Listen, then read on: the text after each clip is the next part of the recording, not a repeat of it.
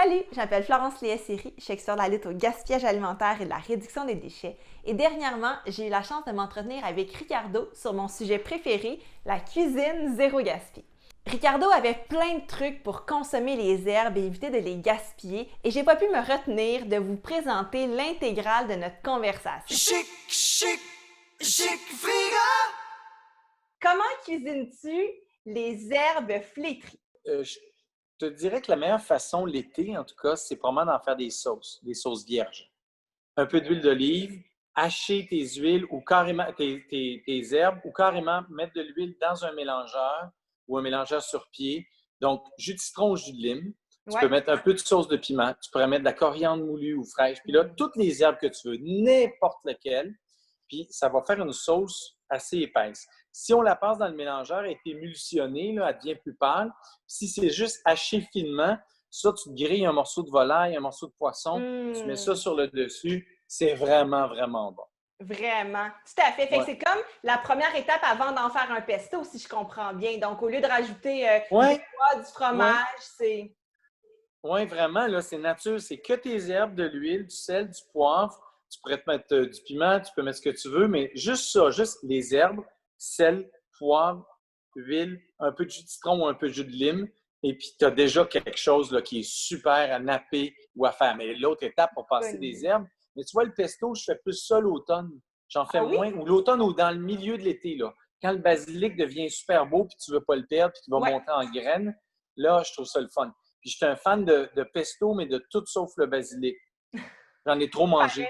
Fait que je fais des pestos de coriandre et je coupe toujours ça moitié persil puis moitié l'autre herbe. Fait que j'achète des... Moi, j'ai un peu de persil, là, mais tu achètes des bottes de persil. Là, tu fais moitié persil, moitié coriandre. Moitié persil, moitié ciboulette. Moitié, peu importe ce que tu veux comme herbe. Estragon, c'est vraiment bon. Fait que des fois, je fais des pestos que je sais qu'ils vont aller plus avec des poissons, avec du basilic thaï, avec des affaires, c'est fun. Fait que moi, je te montre ce que j'avais écrit.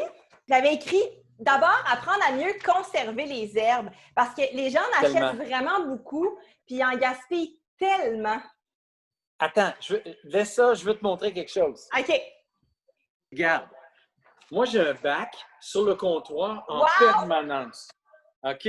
Alors, quand j'achète des herbes toujours en pot à l'épicerie, puis dans mon bac, j'ai mis un moule à gâteau qui est toujours à moitié plein d'eau. Donc, les herbes sont dans l'eau, pas de farce, je peux les garder au moins 1 mois et demi, des fois 2 mois.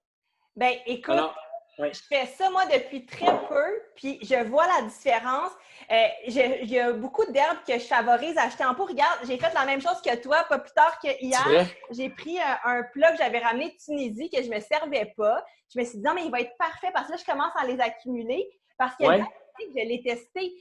Même si je mettais un linge absorbant, il noircissait, je le perdais, tandis que là, il peut même repousser. C'est incroyable. Donc, c'est d'apprendre à savoir lesquels que j'achète coupés parce que je vais les passer rapidement. Et là, je vais les mettre dans un contenant avec un linge absorbant pour absorber le surplus d'humidité. Mais le reste, comme ça. En plus, c'est super beau. Bien, moi, maintenant, j'essaie sincèrement de ne plus en acheter des coupés. Parce que vraiment, ils poussent sur le comptoir. Puis c'est beau. C'est une décoration. Exact. La menthe pousse, tout pousse. Puis l'été, quand ça commence à faire dur, je prends la motte de terre, puis je la plante dehors, ou tu la mets dans un pot, puis elle va peut-être prendre 3 semaines, 1 mois, elle va revenir. Ça te fait une plante dans le jardin. Oui. Vraiment, oui. Super d'accord avec toi. Sinon, tu en as parlé un peu. J'avais écrit verdure dans les salades et dans les sautés. C'est vrai.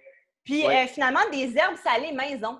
Donc, moi, j'aime beaucoup faire ça. Puis, on a fait ça déjà, une recette. Tu mets ça dans tout, tu prends l'habitude, puis tes repas, ben, ils deviennent... C'est toujours la petite touche fraîche qui fait toute la différence. Oui. Donc, ça, j'aime vraiment ça.